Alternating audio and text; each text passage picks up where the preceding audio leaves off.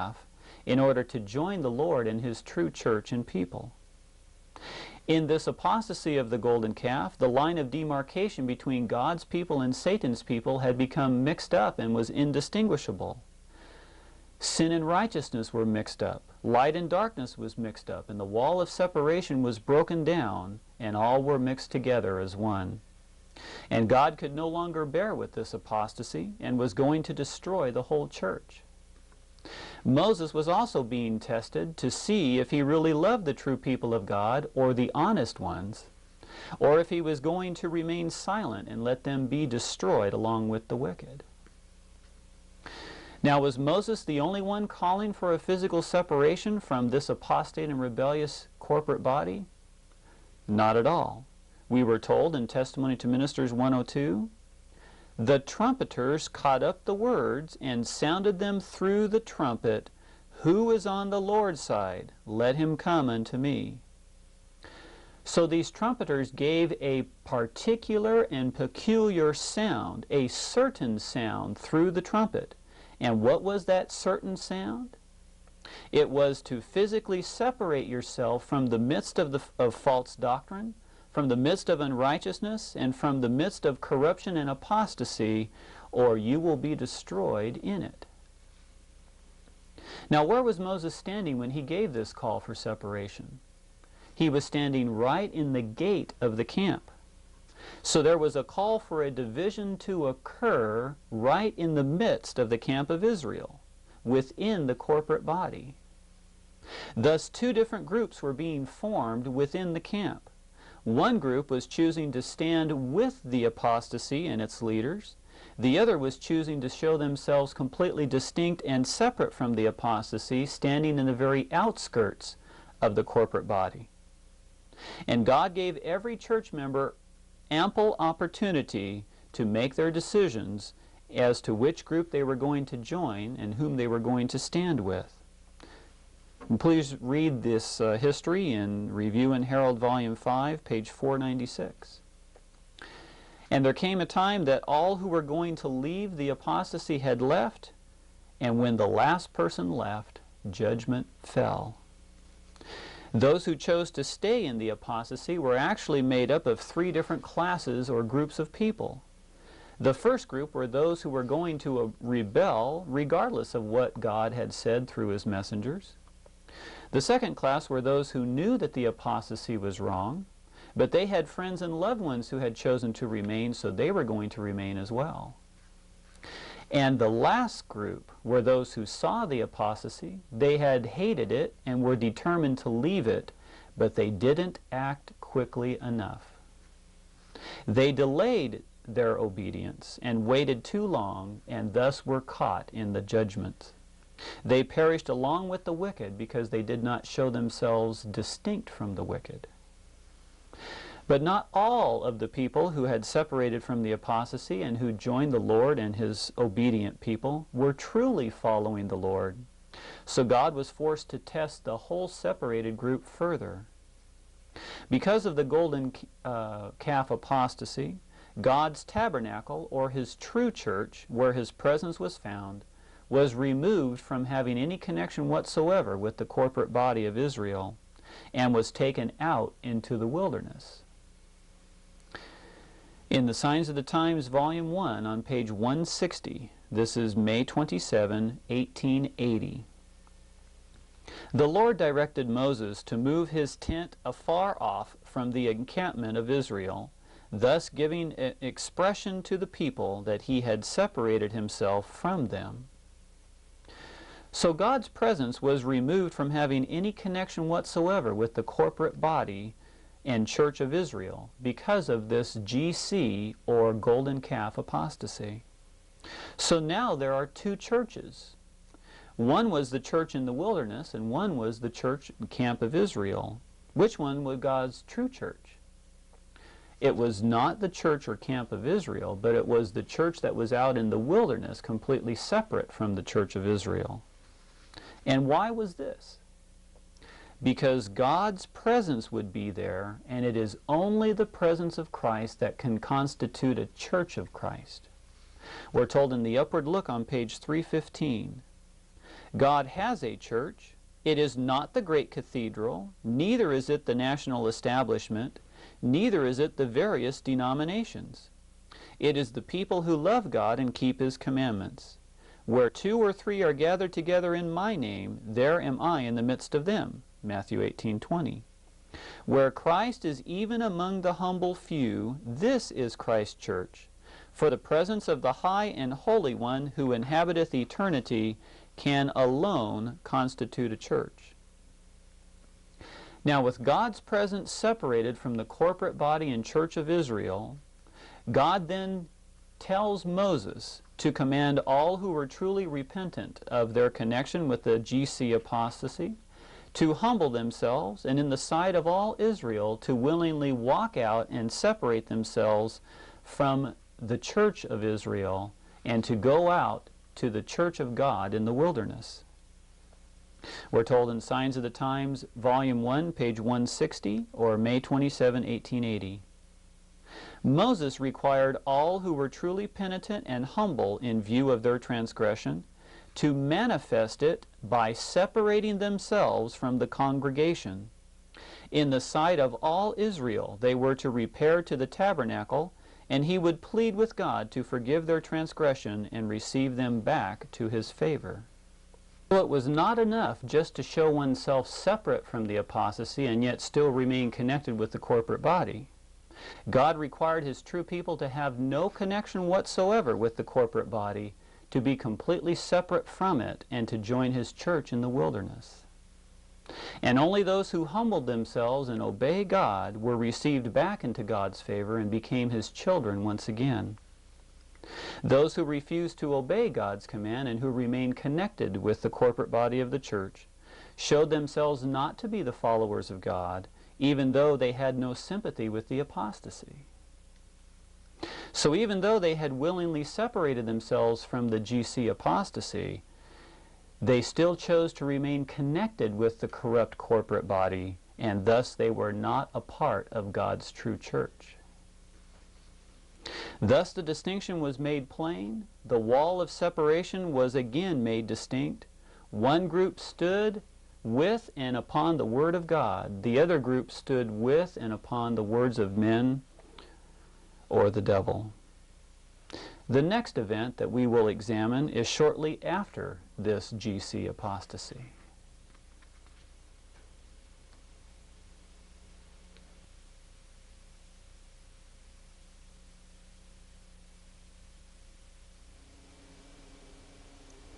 Korah, Dathan, Abiram, as well as 250 princes or leaders in Israel, had chosen to rebel and apostatize from God and refused to follow the instructions and messages of God's messenger or prophet, and had covertly gained the sympathies of the majority in the church body. And this history of the rebellion of Korah, Dathan, and Abiram is very similar to the rebellion of Lucifer in heaven. Open rebellion soon became manifested when Korah saw that he had enough people enlisted on his side. God tells Moses to separate himself from this rebellious house because he was going to destroy the whole church. But what did Moses do? Moses again intercedes for the people, asking God not to destroy the righteous along with the wicked.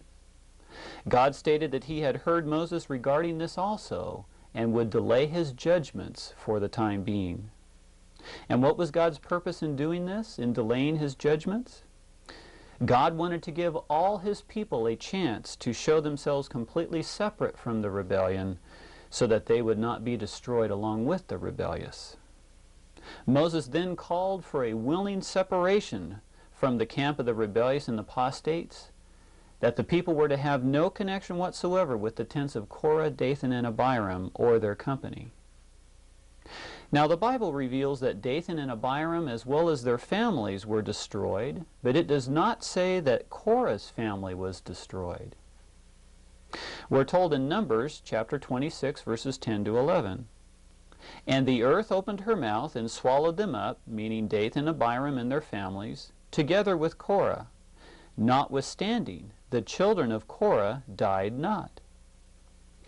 Well, how come the families of Dathan and Abiram died, but the families of Korah did not?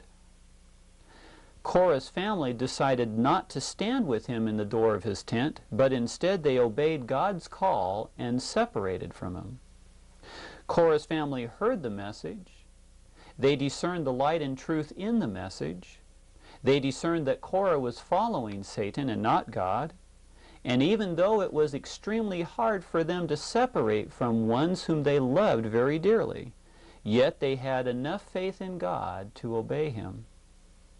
But Dathan and Abiram's family came and stood with them in the tent, their presence signifying that they chose to stand with the side of the rebellious, even though they never gave one word in support of it. But all were given ample opportunity to physically separate themselves from the corruption or to remain a part of it, thus becoming a partaker of the sins and receiving judgment right along with. But the distinction was made plain. The wall of separation was again built up and established. One group were standing upon the will and words of God, the other upon the shaky ground of man's will and words. And after the last person left, judgment fell. The earth opened her mouth, and all the rebellious and apostate were destroyed, along with all those who chose to stand with them.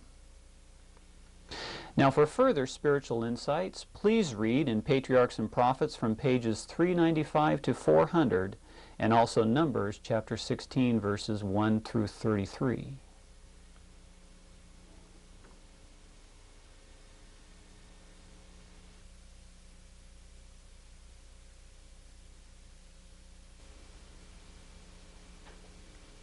We're told about this particular age of Eli, Hophni, and Phinehas in Patriarchs and Prophets on page 576 to 577.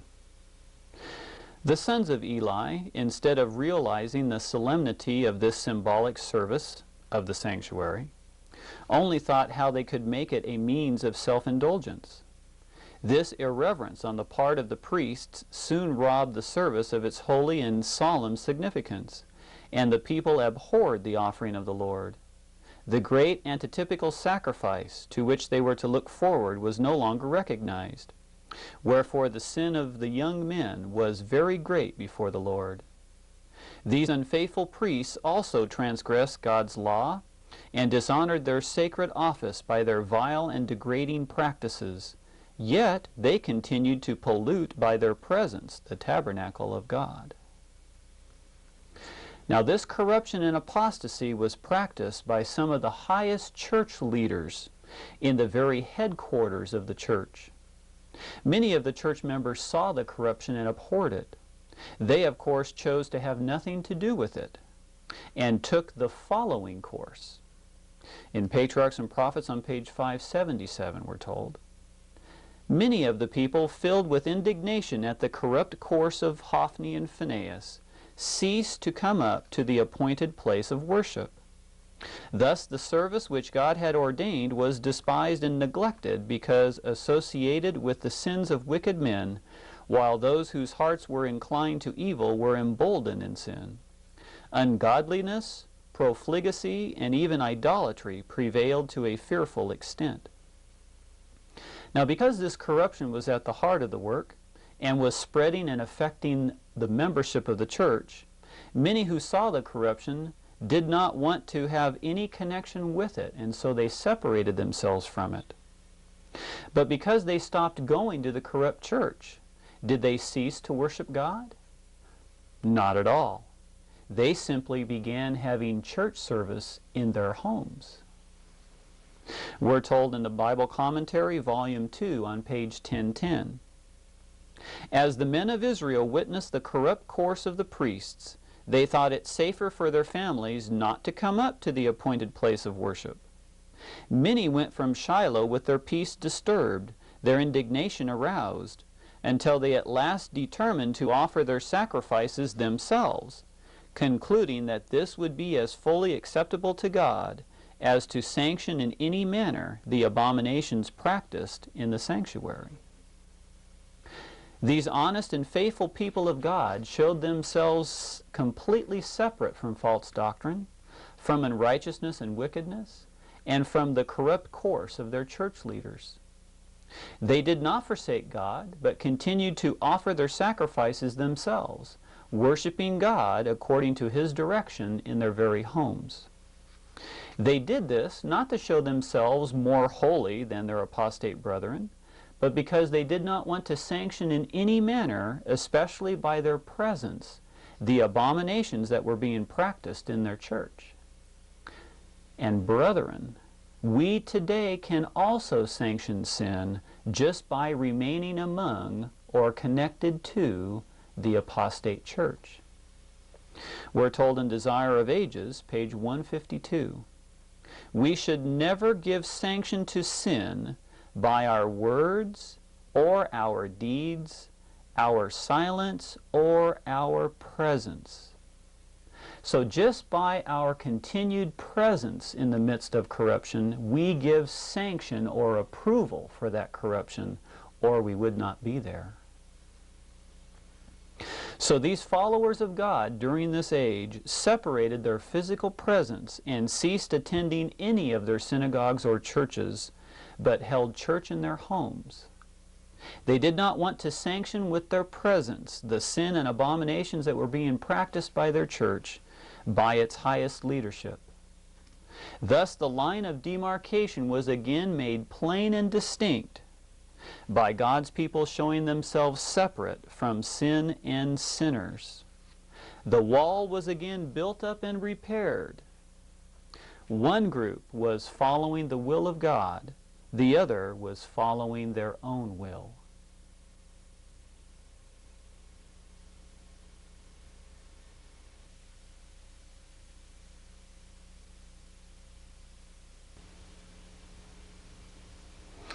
God called Jeremiah to be His watchman and His messenger. And what was Jeremiah's duty?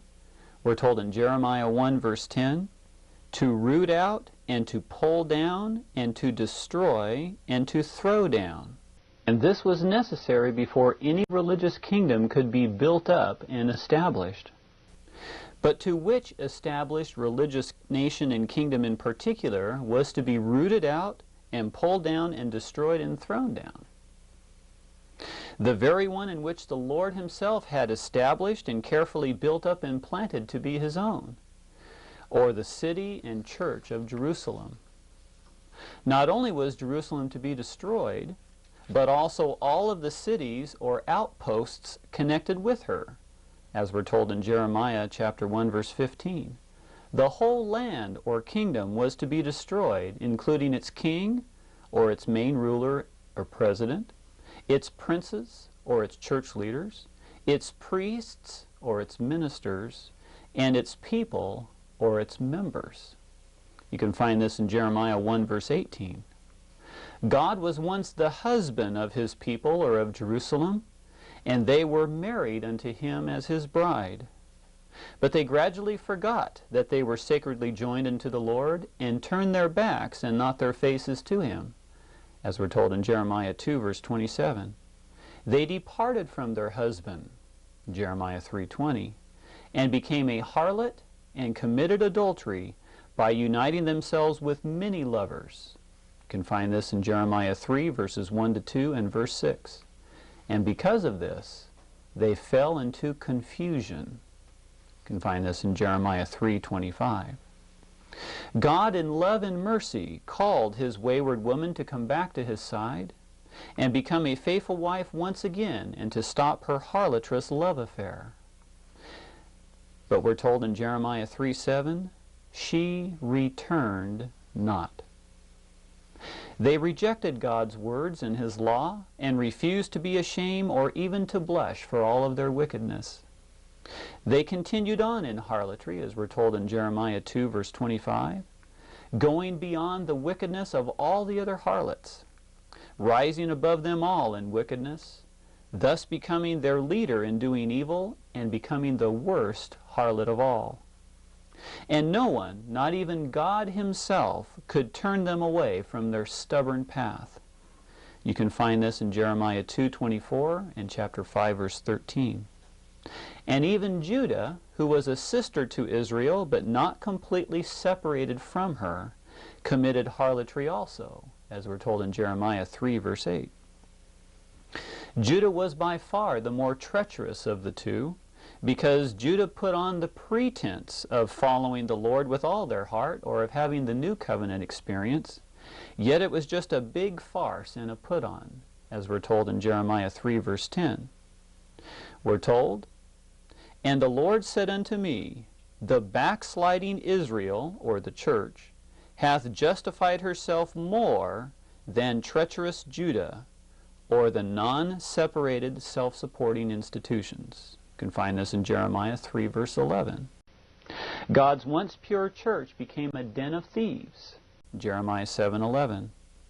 Her pastors that merchandised in the souls of men had become the snares of Satan, or the fowler, to trap, enslave, and destroy their people. You can find this in Jeremiah 5:26 and 12 verse 10. Hence there was no chance of a reformation back to God from within the church, as we're told in Jeremiah 13:23. It would not go from bad to good, but would continue to go down from bad to worse, or from evil to evil, as we're told in Jeremiah 8:5 and 9 verse 3. The church would continue to slip and slide in greater increasing darkness, being driven on in wickedness until it fell, as we're told in Jeremiah 23 verse 12. God had bore long with their continued wickedness, but could not bear forever, as we're told in Jeremiah 6 verses 11 to 12. He rejected them as his people, Jeremiah 6:30, and divorced himself from his once faithful wife and church, Jeremiah 3 verse 8. God forsook his once pure church and separated himself from his once obedient people. You can find this in Jeremiah 12 verse 7. In fact, in Jeremiah 12:8 it says that God even hated them because of their continued wickedness. The church had become a cage of every unclean and hateful bird and was full of corruption. We're told this in Jeremiah 12:9 and 5:27. It was also to be a hold or a den for dragons. We're told this in Jeremiah 9:11. It was even called the Great City. This is Jeremiah 22:8. And in her was found the blood of prophets, Jeremiah 2 verse 30, and of the innocent saints, in Jeremiah chapter 2 verse 34 and 19 verse 4. And all those connected with her were also a partaker of her sins, being held corporately responsible. You can find this in Jeremiah 2:29, 6:27 and 28, and 26 verse 15.